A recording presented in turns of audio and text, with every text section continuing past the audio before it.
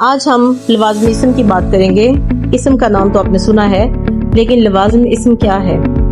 لوازم اسم سے مراد ہے جنس، تعداد اور حالت۔ ہر اسم میں خواہ وہ کسی قسم کا ہو، چند خصوصیات لازمی پائی جاتی ہیں۔ مثلا وہ واحد ہوگا یا جمع، مذکر ہوگا یا مؤنث، وہ خود کسی کام کا کرنے والا ہوگا یا دوسرے کے کام کا اثر اس پر ہوگا۔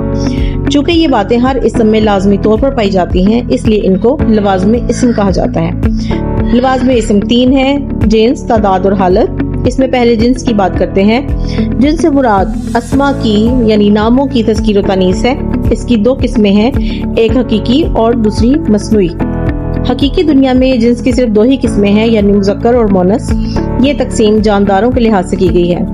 بے جان اسماء، ان کی تذکیر و تانیث کیسی ہوتی ہے؟ یعنی اندازے سے ہوتی ہے، یعنی الفاظ کی تذکیر و تانیث ایک دور سے دوسرے دور یا ایک نسل سے دوسری نسل کو روایتاً پہنچتی ہے، اور جس طرح پہنچتی ہے ویسے ہی بولی جاتی ہے۔ تاہم اس کے بھی چند قاعدے موجود ہیں۔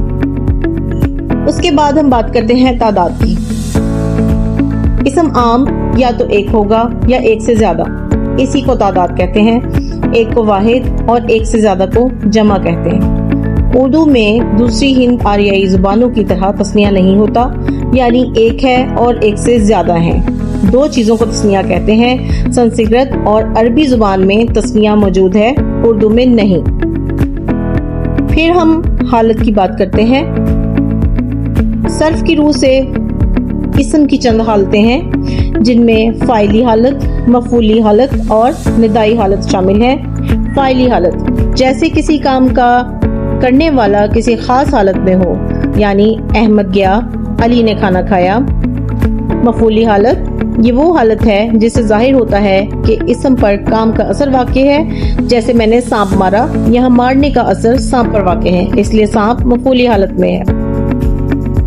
ندائی حالت یہ وہ حالت ہے جس سے کسی کا بلانا ظاہر ہو، جیسے احمد یہاں آؤ، لڑکے کیا کرتا ہے۔